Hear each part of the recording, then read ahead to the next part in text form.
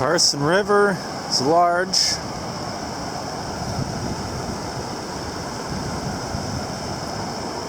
Couple cool days at the end of May. I guess we'll check out the sinks. It's a little bit too cool to be up in the Sierra. The sinks, meaning where the large rivers end.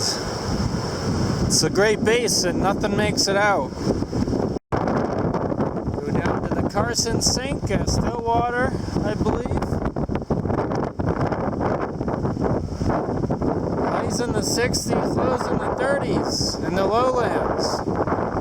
Very, very cool for the end of May. Great time to check out 3,000 to 5,000 feet. Closer to upper 3,000s, nothing below 3,500 this far north, I don't think. Upper 3s into the 4s for a lot of these sinks and lowlands.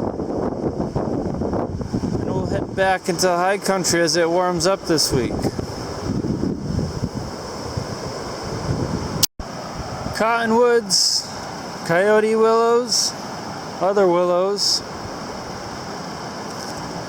common along the Carson River.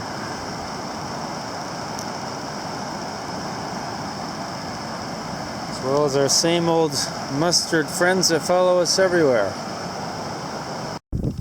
Carson River is dammed here at the Lahontan reservoir. Might as well dam it before it sinks into the ground for good, huh? A few cases where dam just may be a great idea. It's going into the Great Basin anyway. Let's try to use it a little bit.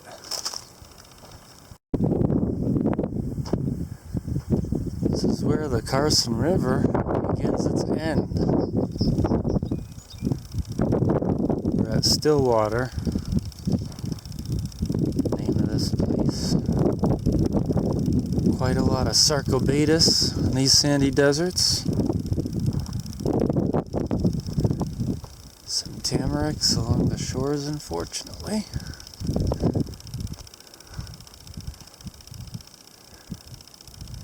Somewhat marsh-like towards the center there.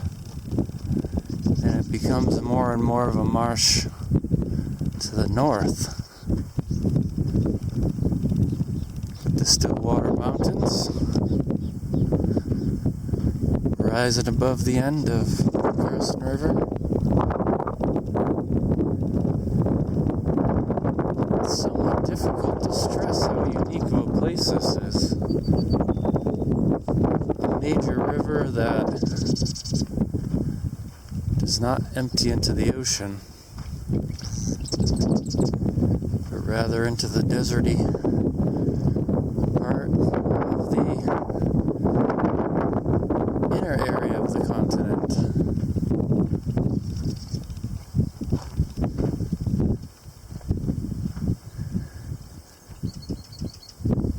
Not much to see here. It's a bit early for riparian stuff, I think.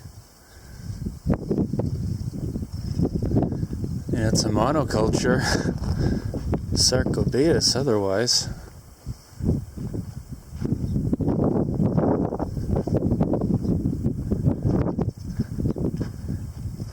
We will go further north to the end of the Carson River. The end of the Humboldt River happens to be right around there too. Interestingly enough, I'm envisioning some grebes maybe. Envisioning big sandy open desert flats.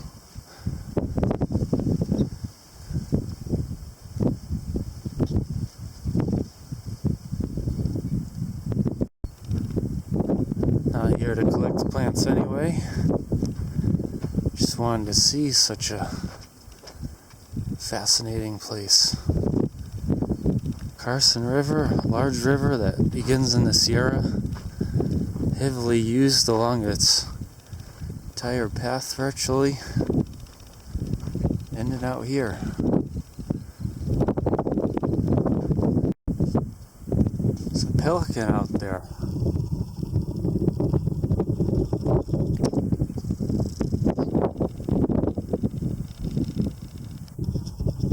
Wildlife refuge indeed.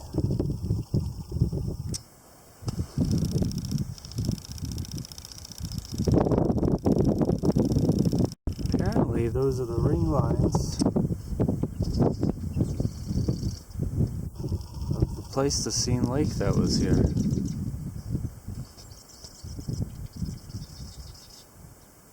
Lake Lahontan.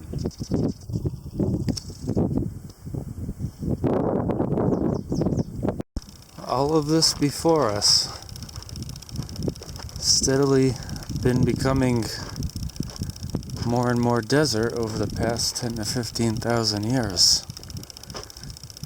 Very rapidly, it's become Sarcobatus desert even in the past 100 or so.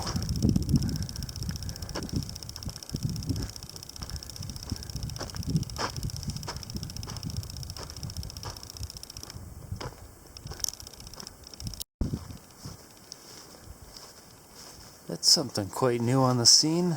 The blackbird there, the yellow-headed one, perching on a tamarix. That's even new within the past 1,000 years.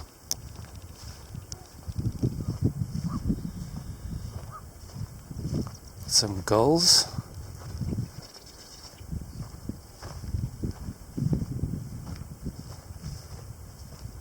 I have not seen anywhere quite this bird rich in Nevada before. Maybe paranagate.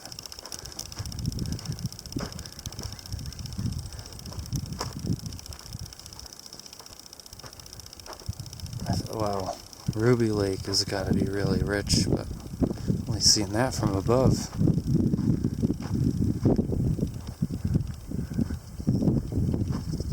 There's a ton of people out in this part of Nevada. West Central, due to all the water basically becoming just as many people as Clark County. This region, this regional collection of smaller counties currently in Churchill.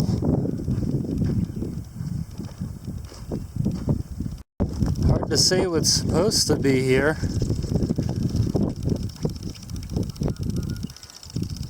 But something to be said for the tamarix is it's contributing to a bird party.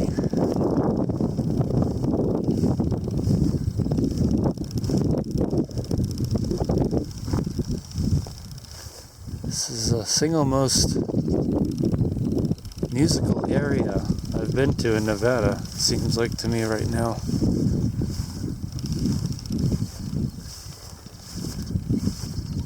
It's mostly blackbirds, but all kinds of hidden things, honestly.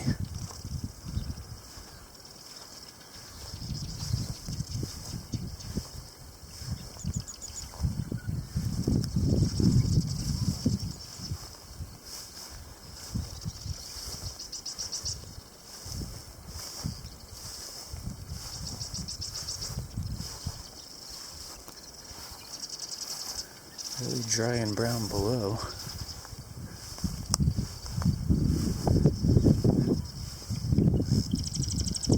The flies are abundant, so that must be what all the fuss is about.